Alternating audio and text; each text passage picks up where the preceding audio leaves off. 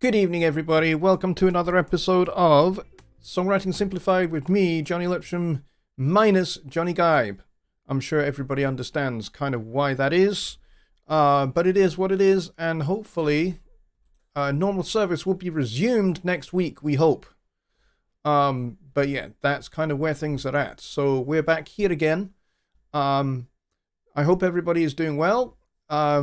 We have, as Mike has alluded to in the chat here, we have had very, very stormy weather here today. So I'm amazed I actually have power, to be honest, let alone anything else. So if the show goes down for any reason, that'll be why. Okay, so I'm just putting that out there right now, that if the show stops working, it's either because my internet's gone down or the power has entirely gone off completely, in which case I will try to get the show restarted on my cell phone if that happens as a backup. But we will see what we will see. And we're just going to have to go with the flow and make it up as we go along, which is kind of what we do anyway. But yeah. So, welcome everybody. Tonight we are going to talk about, thanks to Keith Chadwick for... he doesn't realize that he suggested this subject, but that's the subject for tonight. We're talking about form. And is it important or is it not important? My intention is to make the case for why form and structure are important to music, in much the same way that form and structure are important to language, in order for us to be able to tell a cohesive story and to be understood, and for what we intend to communicate to be received correctly by our audience and understood correctly by our audience. So that's kind of what we're going to talk about, and I would love your engagement in the chat for sure. So please have a think about what you might want to ask, what you might want to say. If you are not subscribed to my channel, you're not going to have access to the chat. So the thing you need to do right away is go hit the subscribe button. Now, one thing I have noticed that YouTube have kind of done a UI overhaul. Overhauls are things that you wear if you are repairing a boiler or a car. They've done a bit of an overhaul on the UI. So I think the subscribe button has moved. It's either over here or it's over here. I'm not sure which it is now anymore. And they made everything look rounder, and it's a fun one. So yeah, hit the subscribe button and the notification bell so you don't miss a thing that comes up on this channel, and in just a few minutes you will be able to say hi in the chat and ask your question. The reason why I have put this in place is to kind of make it a little bit more safe for you guys who are regularly here, like every week, or even if you're just brand new.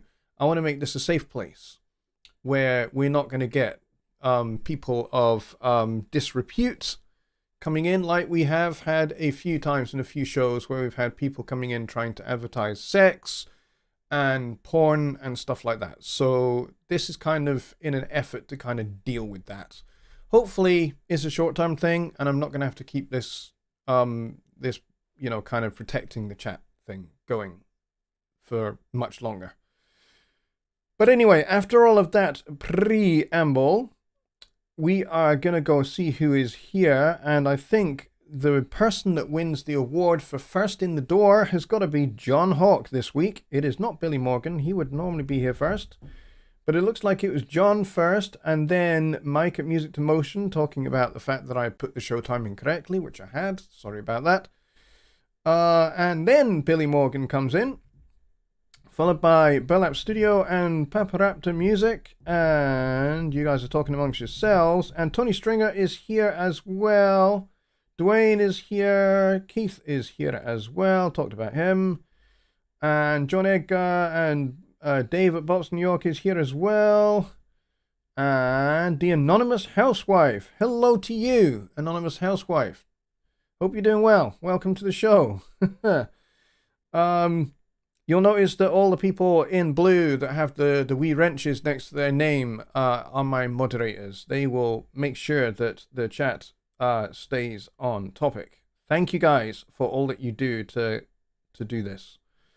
I appreciate you an awful lot. And John Edgar is here as well. Sean Aaron is watching as well. And Billy says if Johnny loses power out here, he's got a Zoom set up just in case. And there is a Studio One meetup tonight after my show. I'm not sure which one that is or what time it is because I have not checked. I probably should have, but I haven't. So I probably should have checked that one. But Mike and Billy will keep me right because they are cool. Peter Brooks is here as well. Yeah, it's the Pennsylvania meetup. Cool. The Pennsylvania one is always a good one. I've been to that one maybe 2 or 3 times, and it's usually quite late for me, but given the time of year that we're in, where the UK temporarily moves 1 hour closer to the United States, it's not so bad. It's not so bad, which is good. So, if somebody's... Mike has just posted the link to it, which is great. Studio One meetups are awesome. If you've not been to one before, they are meetups that happen in various locations around the world. And it's just a gathering of the Studio One community, folks that like to use Studio One for all of their audio requirements. And it's just a chance to hang out, get to know each other, and talk about Studio One and talk about music production, and also kind of talk about the future of Studio One and where we would like to see it go and what features we'd like to see added and all of that fun stuff. I host the UK one, which happens on the last Friday of every month.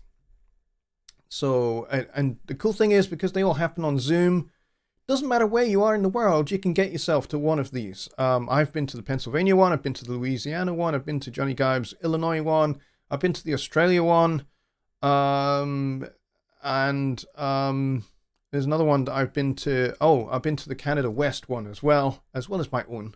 So I've been to a few of them. I like to check them out as well, just to make sure that everybody is enjoying themselves and that they are going well. Australia was earlier, according to Billy. But Mike then says, Australia starts first right after my show, then Ziggy's is an hour later. Okay, Mike, can you put in a wee link to... Oh, you've put the general events link. That's fine. I'll go check that out. Yeah, so there's Australia. And then there's... Oh, there you go. Mike was wrong. He says the... Okay, so the Australia one was earlier. Okay. I missed it. And to be fair, I usually do end up missing the Australia one because it normally happens right when I'm still actually working. But yeah, I'll maybe try and get to the Pennsylvania one. All right, so we're talking about form and structure and the importance thereof and why it is essential for making your music make sense. Now, here's the thing with form and structure. They are designed, whatever form you are working in, they are designed by and largely to help you order your music so that it can be easily understood. Now, these are not necessarily completely fixed, rigid frameworks, because if they were, then music would never have developed and moved forward like it has. You know, if you go back to the medieval period in the 12th and 13th centuries, music was very, very loosely binary in its form, meaning there was an A section and a B section. And then somebody came along and said, hey, why don't we just play the A section again at the end to kind of repeat that material we had in the A section so that it kind of has a bit of a conclusion, beginning, middle, end. And everyone went, hey, that's a great idea. Let's do it. And so the ternary form was kind of born. It took about 250 years to get from just binary to ternary, which is funny. It took about 250 years for somebody to say, hey, hang on a minute, shouldn't we just like repeat the beginning, the first section again at the end? And somebody went, yeah, we've been doing this wrong all these years, all these centuries. Why?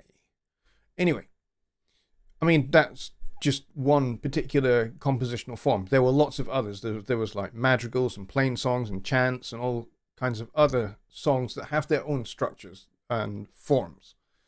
But yeah, that's how binary became ternary. And that went forward into the Baroque period and was developed further by Baroque composers like Bach.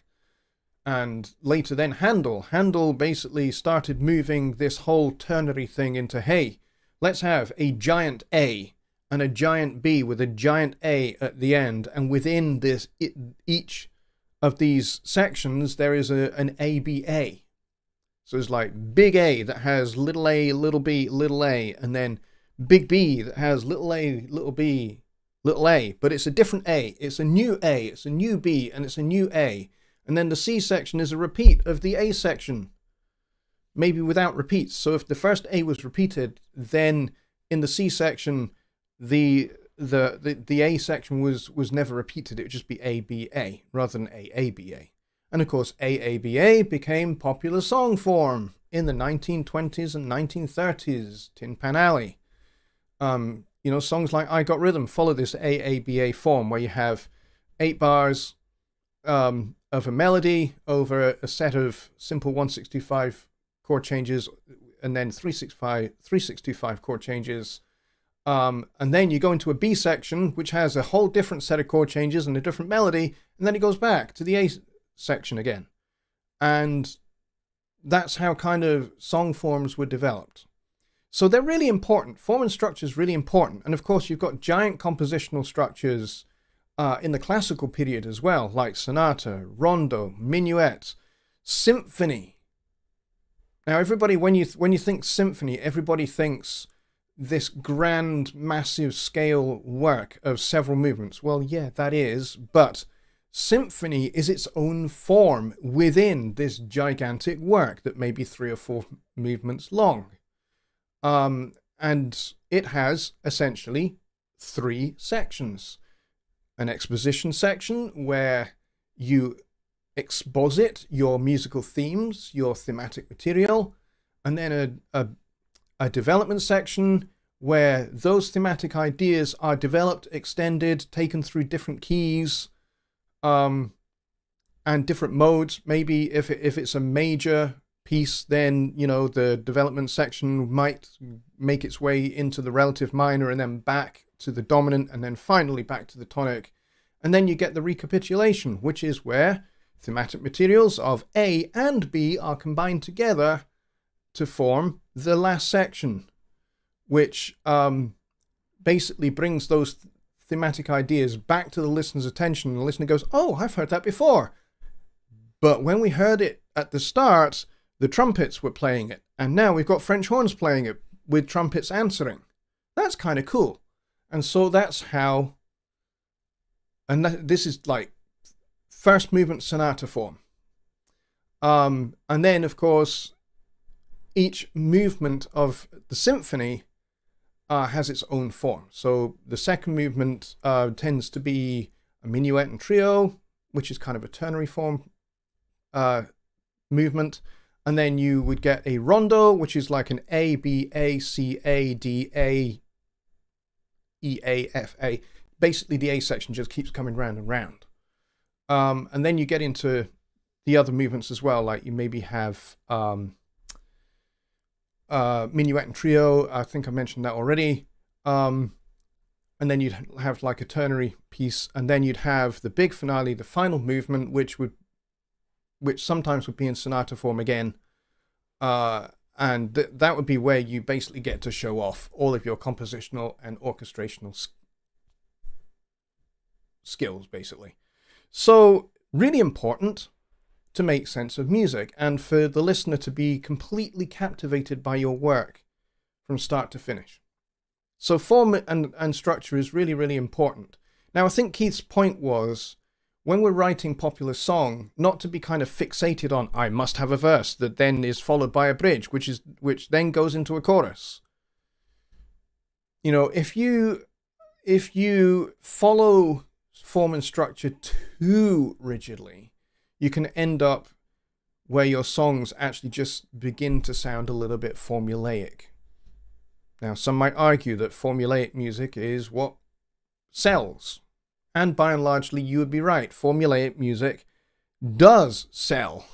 You only have to look at, what's in the, the pop charts and the R&B charts at the moment. Everything is pretty formulaic.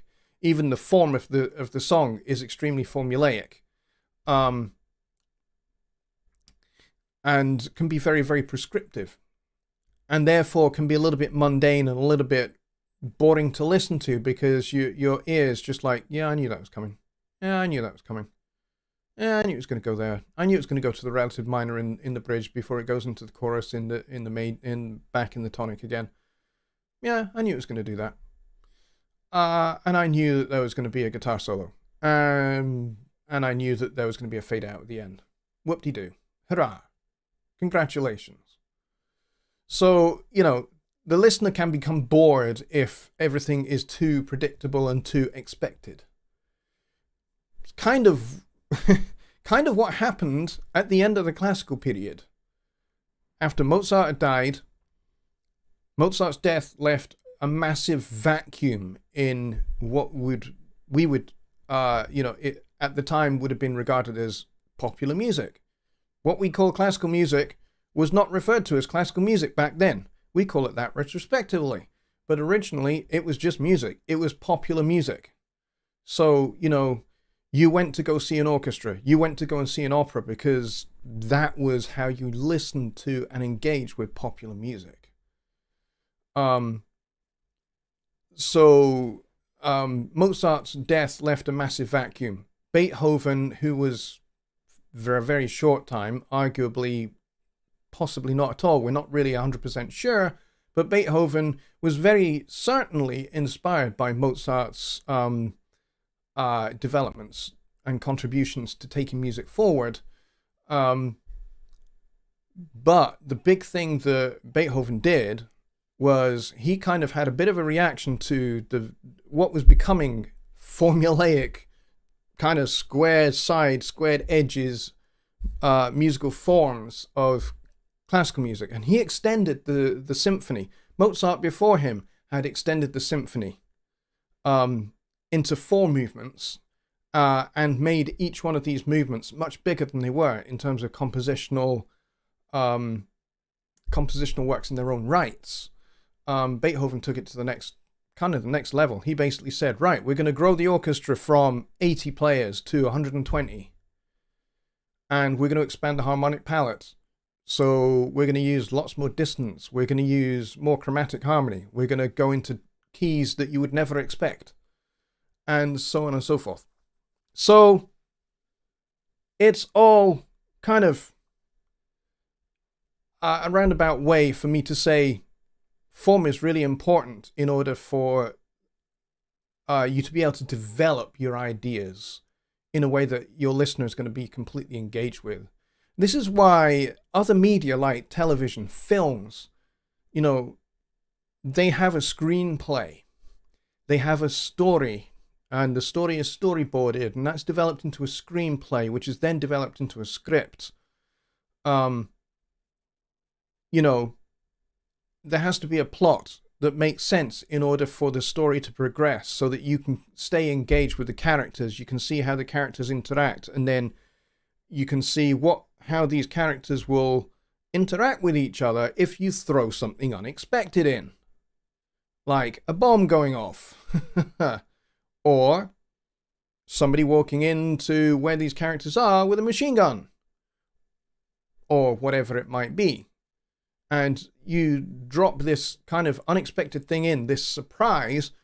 It's a surprise to your audience, but it's not a surprise, or it might be a surprise to your characters, but it shouldn't be a surprise to your audience, because you're going to set your audience up to anticipate something going to happen. You don't tell them what's going to happen, but you set them up for it. And, so you employ techniques like foreshadowing, portents, that kind of thing. For example, a really good example of a portent in a film is the opening scenes of the first Back to the Future film. The camera is slow panning across all of Doc Brown's clocks that are all kind of perfectly in sync. And as we're panning across, there is one clock that has a paper cutout Doc Brown hanging from one of the hands of the clock. That is a portent, because that actually happens much later in the film. But the idea is that you will passively see that, so that when you actually see it happen later in the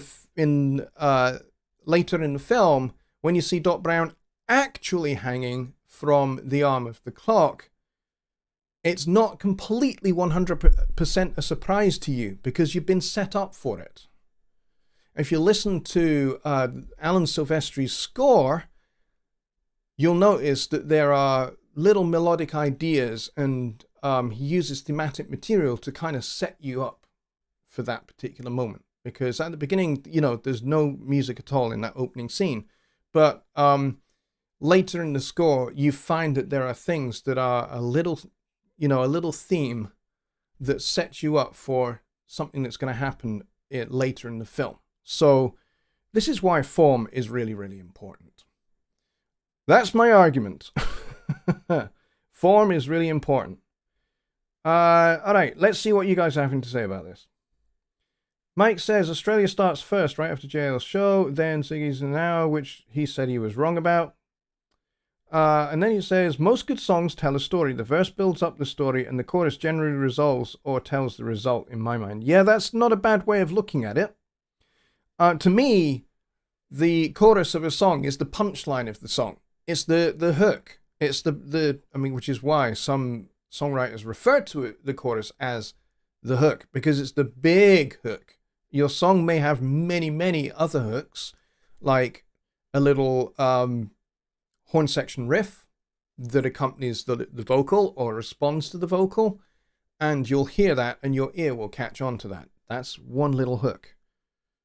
And that kind of makes you sing that little riff every time it comes up. I mean, I'm thinking of Stevie Wonder's Sadook, for example. Sadook is a great example of how Stevie Wonder uses form and repetition within that form to keep the listener completely engaged, to the point where it does not, that riff is pretty complicated, but it doesn't take very long for the listener to be competent and to know that riff sufficiently well enough that by the end of the song, they're singing that riff, that unison riff. And then the chorus itself is a great little chorus. It's just one line with a great set of chord changes. And then the last chorus, he throws in some extra ear candy with the horn arranging, with those kind of beautiful kind of bent chords, where the chords themselves aren't bent, but the notes are deliberately slurred and bent by the horn section, and it sounds really, really, really great. And of course, the drum track on that track, believe it or not, was Stevie Wonder himself. So yes, I would definitely agree with that. Start at start, end to end. Why? Who knows? That's very funny. Keith says, don't be afraid to take a listener on an unexpected sound journey is all I'm saying. That thinking of the next part is the chorus, just let it go where it wants to go. I don't completely disagree with that. Certainly you want to take your listener by surprise, and that's where things like ear candy will help you. But on the other hand, you also want to prepare your listener not just for the unexpected, the little bits of ear candy, but you also want to prepare your listener to expect something, to anticipate the next section of your song. Now, you can lead them up the garden path if you so choose, and set them up for thinking this is going to be the big fat chorus, and then it isn't. You can do that. You have to be careful how you do that, though. You have to be careful how you manage your listeners' expectations, because otherwise you can end up in a situation where they start to get ready to sing the chorus, and then, of course, the chorus doesn't come, and they go, What? What's that for? And then they lose interest. And then they don't want to listen to your song anymore. And probably by then, they might have been close to buying your song, and now they're just like, no, move on. Next song. So, I don't disagree, but I'm saying that we have to be careful how we manage our listeners' expectations. Setting themselves up for not only what is unexpected, but setting them up for what to expect. So, it's the way the human ear is conditioned. The human ear, particularly in the West, is conditioned to expect certain things musically and to expect certain things in terms of the form of the music. Now, that's not to say you can't innovate. Of course you can.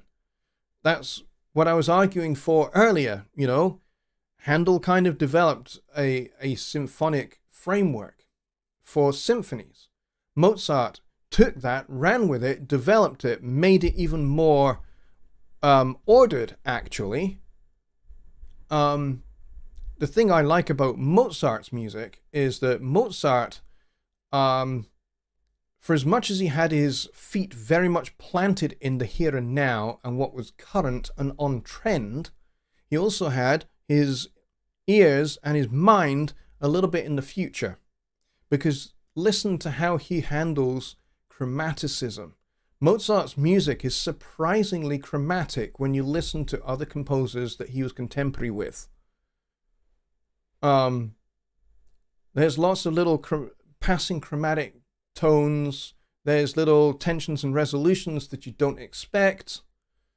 There's little dissonances here and there that he then resolves, or he'll hold and then resolve, which is actually Mozart being a little bit inspired by Bach, because Bach was the master of those kind of suspensions and dissonances and resolving those.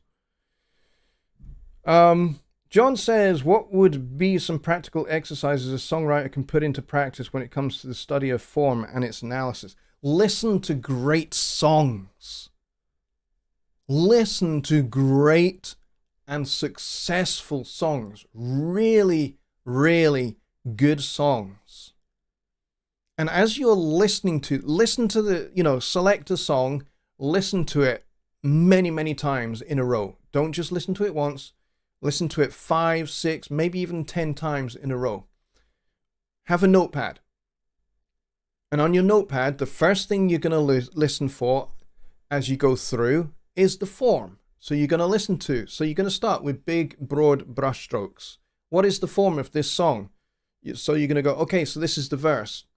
Okay, does that verse then repeat? Okay, maybe it does repeat. Maybe you go verse 1 and then straight into verse 2. And then you get a bridge, or then you get a middle section, and then you get the chorus. So listen to the song and try and identify the different parts of the song, the different parts of the form of the song. So that's the first pass. Second pass, instrumentation. What instruments are playing and where? So if necessary, on your notepad, draw blocks for each of the sections of the song, having identified them. And then the second pass, you start writing down what instruments are playing in each of those blocks. That helps you identify instrumentation. Instrumentation and form kind of go a little bit hand in hand in a lot of cases, in a lot of different styles of music. And then the next pass, where's the melody? Is there a counter melody? If there's a counter melody, where's the counter melody? And then, other things like, is there a horn section? If there's a horn section, where the horn section coming in? Where are they dropping out? If there's strings, where are they? Which part of the song do they perform in? What role do they play? Are they playing a secondary melody line, or are they just playing supporting harmony? And then the next pass through, start identifying other things that are going on within the song, like obligatos. What's an obligato? An obligato is kind of like a secondary melody that accompanies the main melody that may be the vocal. So it might be a harmonica part. It might be a trumpet. It might be a saxophone. It might be something else. It might be a violin. Whatever that is, Note what that part is doing in each of those sections of the song. Is it there? Is it not there? If it's there, what's it doing? How is it contributing to the melody? Write those things down in that block.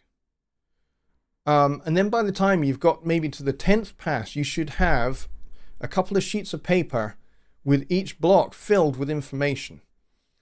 And just doing that exercise on its own helps you to listen much more critically to what's going on, rather than just sitting, listening passively going, this is a great song. I love this song. This is one of my favorite songs.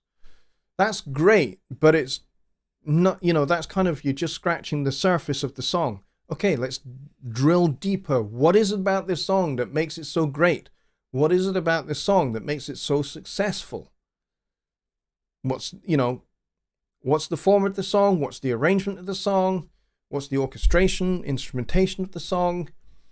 Backing vocals, not backing vocals. What are the backing vocals doing? How are they contributing to the melody? How are all these things supporting the melody? How are they supporting telling the story of the song? So once you've got all of this information written down, then you can start to analyze how it all fits together. So you've basically taken the jigsaw pieces, you've reversed engineered the jigsaw pieces of this song, and then you're going to start looking at how these get put together. Can you take what you've got on your sheet, and could you then open up a session in Studio One and start to recreate that song just based on the information you got from your sheets of paper, and go from there? And that will help you kind of get a feel for how great songs have been written, because great songs don't come about by accident. Sometimes a great song will be written in 5 minutes. Sometimes a great song will be written in 3 months. But there's a lot that goes into it.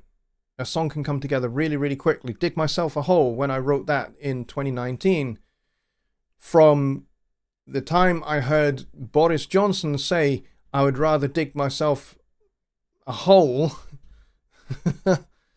than give up on the whole Brexit thing.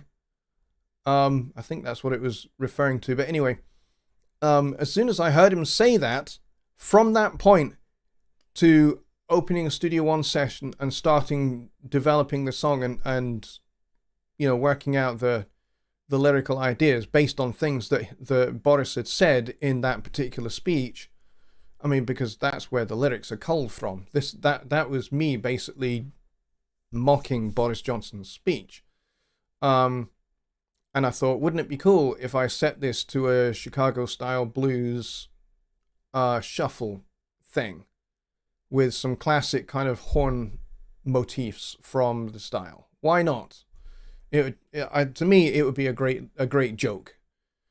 But that song basically took me about 30 minutes to put together. Quite honestly, from Johnson saying what he said to me having got the chord changes and the lyrics, and I'm starting to put scratch tracks down into Studio One, 30 minutes. So I'm not necessarily saying, hey, I have written a great song, it should be an enormous, massive hit. I'm not saying that, but to me, it's one of the better songs that I've written. So, take apart how a great song works. Take a look at Sting's 7 Days. What is it about that song that really makes it such a successful song? Is it Vinnie Colaiuta's totally inspired drum part? Is it the fact that it's not in 4/4? It's in a weird time signature? Is it the strange guitar voicings? What is it about the song that makes it really, really cool? Take apart a great song like that. And or what about Peter Gabriel's Sledgehammer? That is a terrific song. It's a superbly crafted song. What is it about that song that makes it so darn hooky? What is it about that song that makes you just want to listen to the whole thing all the way through and then start again? Sit down. Take it apart. in much the way that I've just kind of recommended. Take it apart and see kind of what you come up with.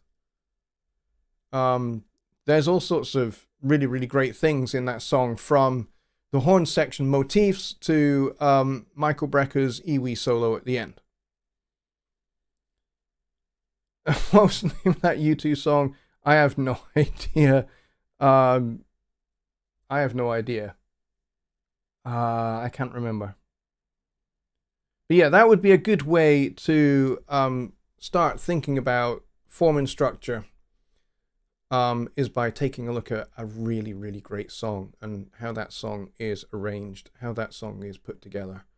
And then use what you learn from that analysis to inform how you develop your own songs. That doesn't mean to say you have to copy, doesn't mean to say that you have to, carbon copy ideas from other songs.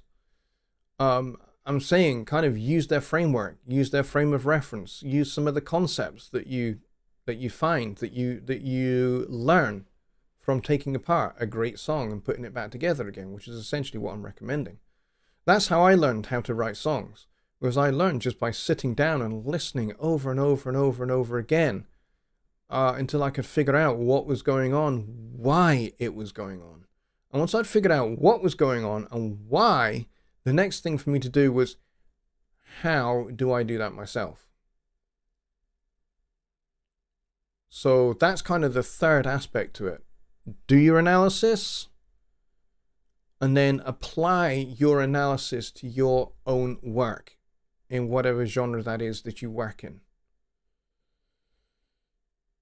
Oh, I mentioned having some inspired drum part. Yes, that was not a U2 song. That was a Sting song called 7 Days. And it's in 5/8, I believe. John says form analysis, frame of reference equals create your original song. Yeah, absolutely. That's how it works. That is the best way to develop your craft.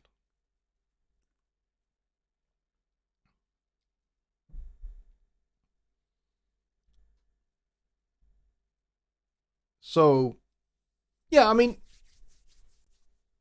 it doesn't have to be something like a Sting song at all. Whatever song you choose one that you know is a very, very, very fine example of a great song. Now, I know that given where we are in the 21st century, there's not a whole lot that is contemporary to the 21st century that's good at the moment. We are suffering a little bit from a dearth of good songs because everybody has gone for, record companies have gone for, hey, we need to churn out these hits because we've got bills to pay, and trying to run big studios is becoming phenomenally expensive to do. So we got to make a lot of money fast, and the best way to do that, painting by numbers. And that's effectively where we are at the moment. And I think we've been here before. You could argue that there are some songs in the 70s that are a little bit like that, or in the 60s, a little bit like that.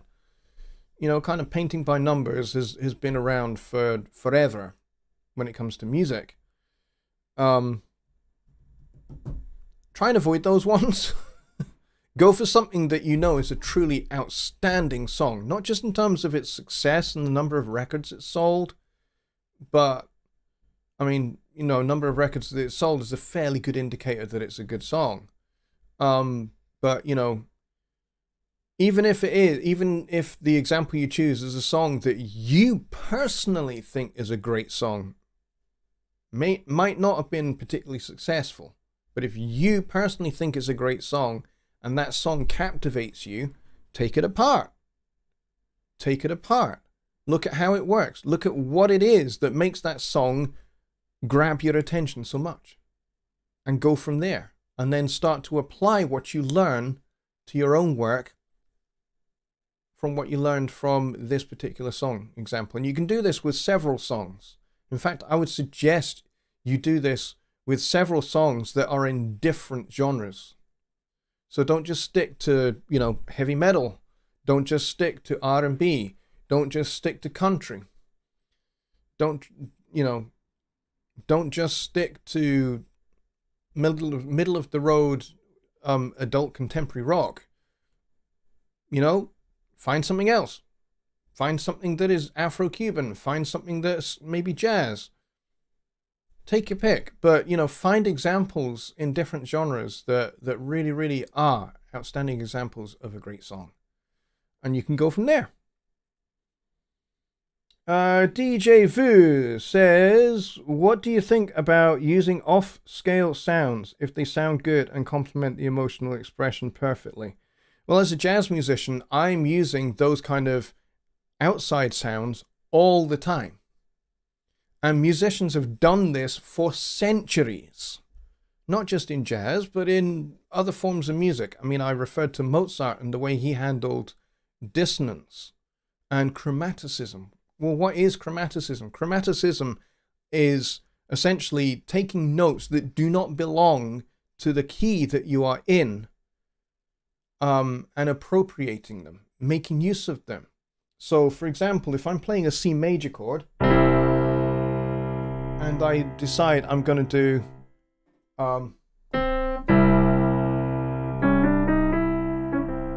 maybe that's my little melody line.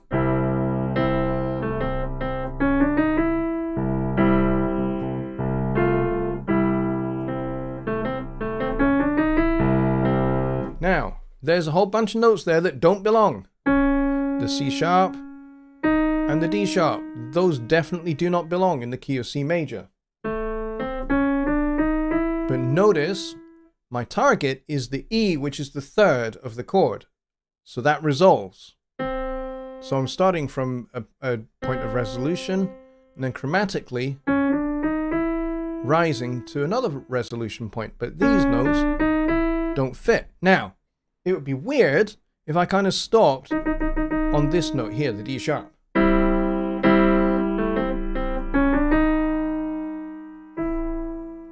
It would sound completely out of place if I just left that D sharp hanging and didn't resolve it down to the third. Up to the third, rather. But you can use those kind of notes.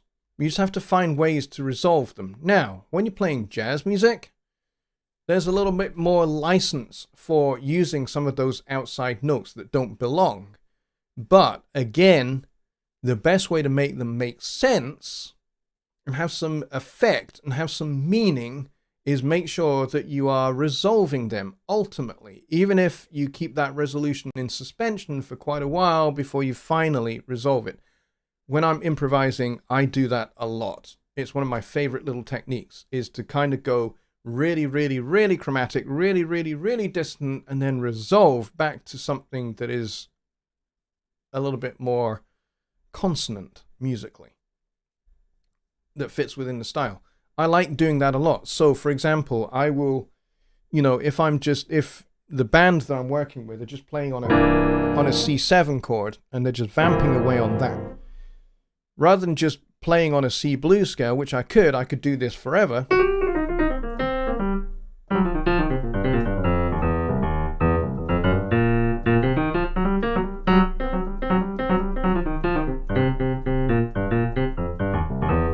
I could do that forever, literally, and probably never stop for breakfast or lunch or dinner or anything else. I would just keep going. I can do that effortlessly without thinking about it. But it gets a little bit boring after a while, a little bit samey, and that's how it will be for your listener if you keep doing the same thing over and over again. So, to change things up, I like to add some spice. I'm not normally a spicy eater when it comes to food. I like my food relatively plain, but when it comes to my music, I like to start nice, plain, and then I like to get gradually more and more spicy until it's almost intolerable, and then drop right back into plain again. And the cool thing about that is that the listener will totally accept that. Even if what you have played is just wildly, bizarrely chromatic, providing you get the listener back home, they'll go, oh yeah, actually, that was pretty cool. Yeah, that kind of worked. Yeah. And so the listener will accept whatever you do between consonant and consonant. Anything in between here, you can be as creative and as wild and as wacky as you want. And the human ear will accept it. Just listen to Schoenberg and you'll find that out. So outside tones are great. It's a great question. Mike says, like the collab we talked about, mix your jazz with my EDM influence and we'll see what comes out of it. Exactly. Christina is here, which is awesome. Christina is great. DJ Vu says, I often use off-scale notes, and although it sounds great, I am criticized for this approach. Well, here's the thing.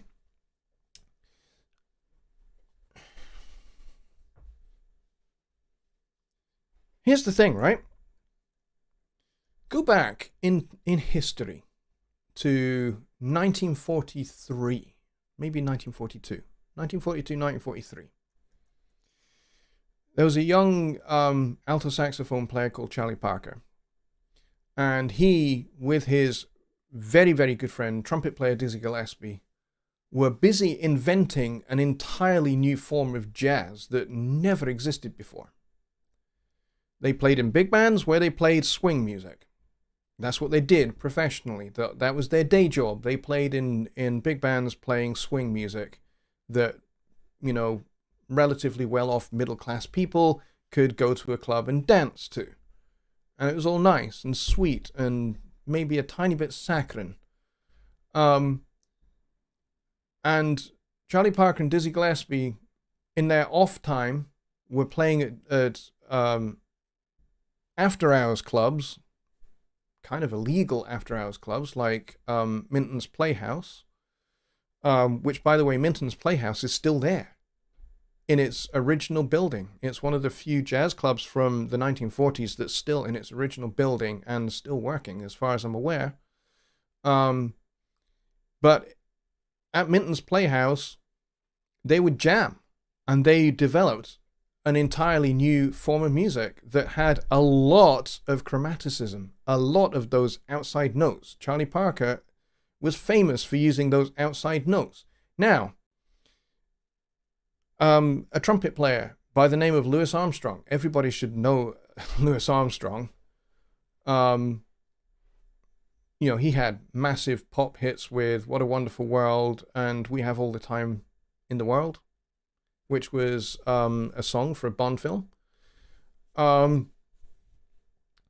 Louis Armstrong, after he had played a gig, he went to Minton's. And he was just like, these guys are playing weird, strange notes, man. This stuff, ew. That was his feeling. He referred to it as Chinese music.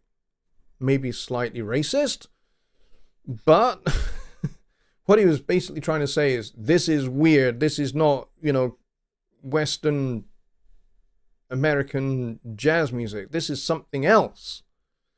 Because they were using a harmonic palette that was new, unfamiliar to Louis Armstrong, and using, you know, chromatic enclosures and passing tones between chords that, you know, he was not familiar with. And they were playing at tempos that were ridiculously fast that he was definitely not happy playing. And he didn't like it at all. And yet, much later in life, in the 1960s, he made a record with Miles Davis. Miles Davis was in Charlie Parker's band and was a part of creating that new music. So, yeah, some people may well have a critical approach and may well say, you know, those notes just don't fit.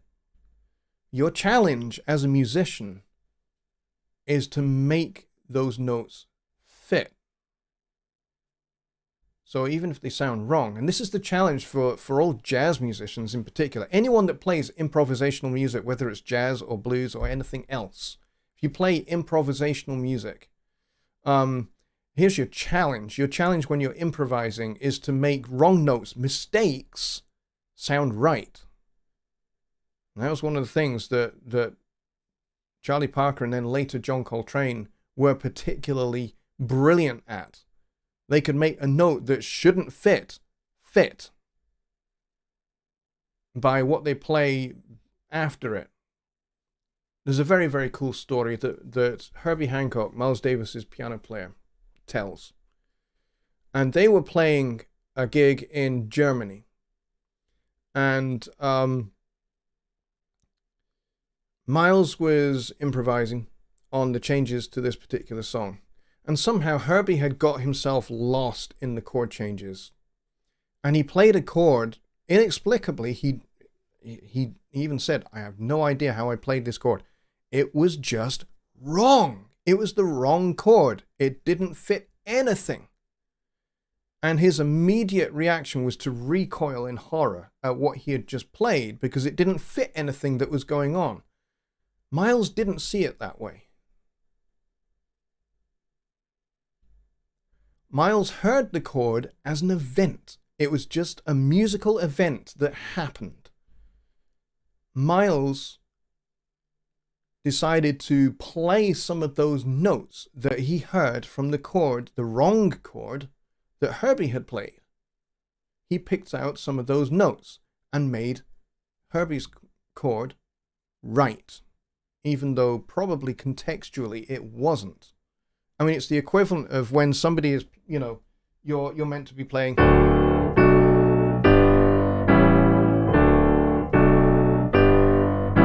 the equivalent of doing this by mistake. Now, that's a wrong chord. Doesn't sound right. But what Miles would have done is he would have arpeggiated this. He would have done something like this. And he would have made it right. So he would have gone and then arpeggiated the D major chord.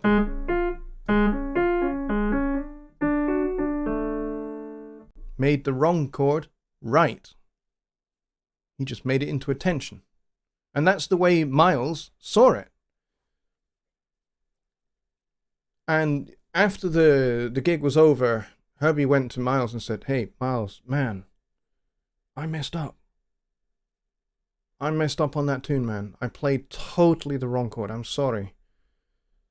And Miles just looked at him perplexed and said, you just played a chord, man. And I played your notes. It was cool. Miles walked off. And Herbie had himself a little music lesson in that moment. Now, I'm talking about jazz here, but you can appropriate this to any style that you work in. There's maybe less room in different genres for, if you make a wrong chord, it's definitely a wrong chord.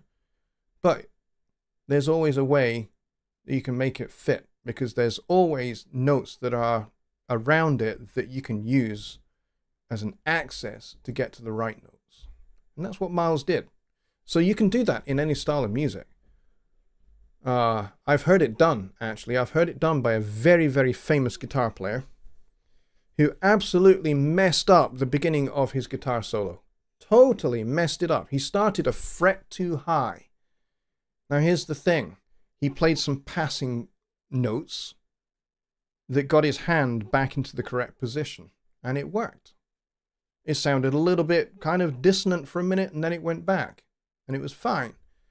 And nobody heard it as something wrong. They just heard it as, hey, that had a little bit more spice than normal. So I hope that kind of answers that. DJ says, I learned this technique from jazz musicians. I use it in other genres, and Here there is, on the one hand, criticism, on the other hand, curiosity about this approach. Yeah, I use it a lot. I use it a lot too.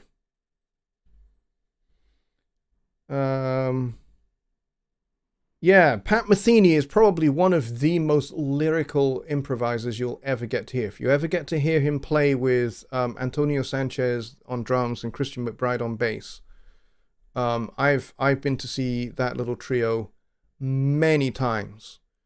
Oh boy. Mind just goes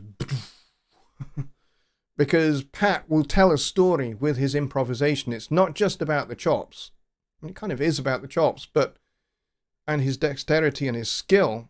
But Pat's biggest skill is his ability to spontaneously compose melody. It's not just about intricate and, chromatic jazz scales. Those are the tools of his trade. That's what he uses to create the melody, but he makes melody on the spot. And that's really hard to do.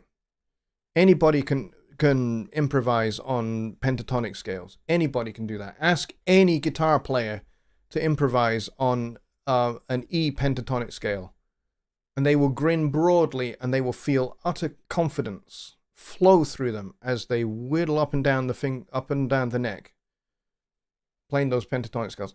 Anybody can do that. Anybody can play a blues scale. The trick is making melody out of that. That's the hard part. For sure. And we are at the hour, and we have gone from form and structure to improvisation. The cool thing is, form, structure of your work will help you develop your harmony, develop your chord changes for your work. And your chord changes will help you write your melody. And your chord changes and your melody will help you to improvise within that framework and extend that framework. So form has an awful lot of impact on how you improvise. So we are good. I think we are done. We had a good couple of questions in here, which is cool. Yeah, Secret Squirrel. I actually put the wrong time in initially, but I fixed it. Once Mike at Music to Motion had alerted me to the fact that I'd accidentally set the show to start an hour later than it should have. I apologize. But next week, Sunday, we will be starting at 6 p.m. Central, no matter what. But I believe next weekend, your clocks in the United States, your clocks change as well. So ours have already changed, yours will change, and so this whole kind of thing will equalize. This happens every year. It happens at the start of the summer, and it happens at the start of winter time. So it happens twice a year.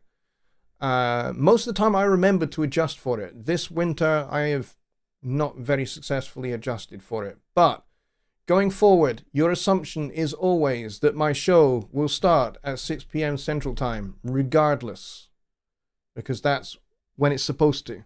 Unless I actually put up a disclaimer saying it will not be 6 p.m. Central tonight. It will be either earlier or later. Then that will break the rule. But otherwise, you can safely assume that it is always 6 p.m. Central. All right, so there we go. So the Pennsylvania meetup has started. So if you would like to get yourselves over there, that would be cool. It's 8 p.m. Central Standard Time, so it's not quite yet. But yeah, if you want to get yourselves over to a fantastic meetup, then please get yourselves over there. They are always a lot of fun, and it's great to meet new people and get to know them. All right, folks, until next time, which will be on Sunday, I'll see you then. Good night, everybody.